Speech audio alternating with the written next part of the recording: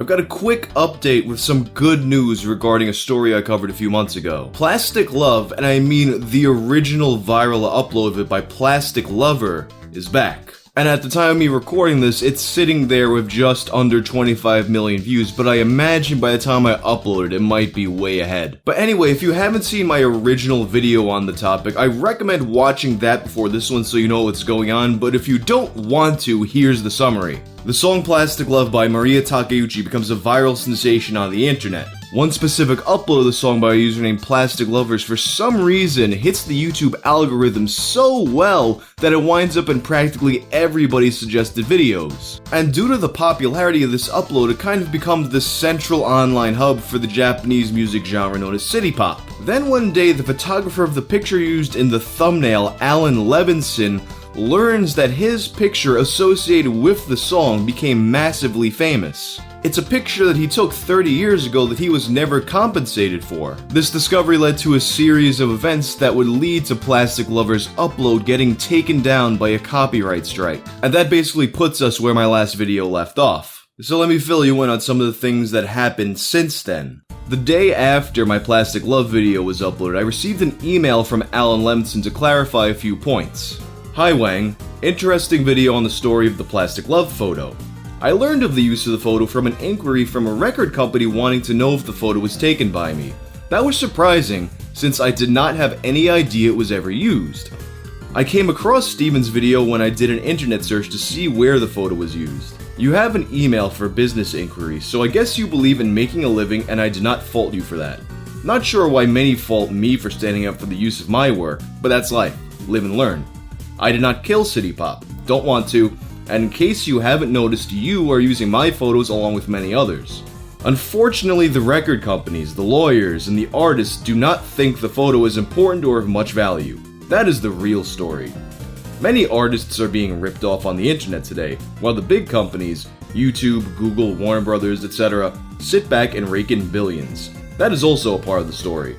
A little support and understanding for artists who provide the content we all enjoy would be a nice thing. And I am not just talking about me. It is tough for many artists today unless you're in the top of the top. I have received some letters of support from fans as well, and they are dear to me. We cannot live on clicks alone.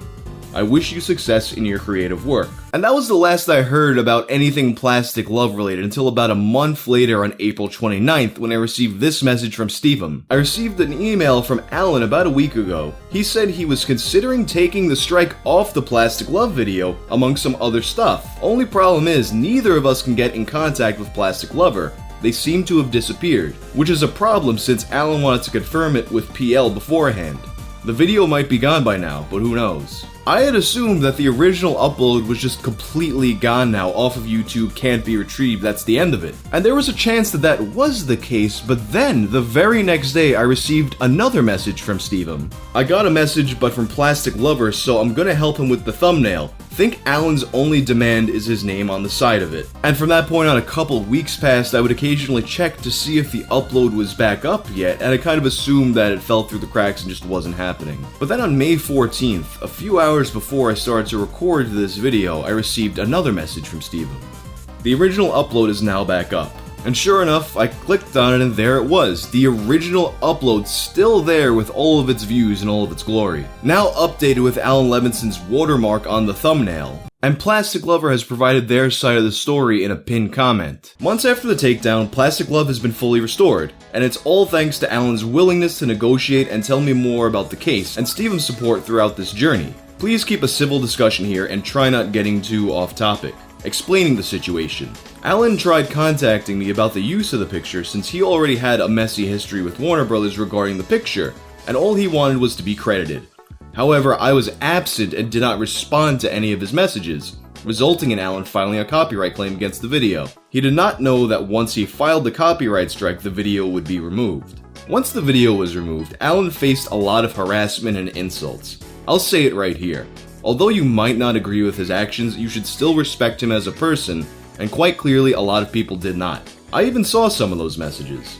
This is certainly not okay and painted a bad image on what Plastic Love fans are.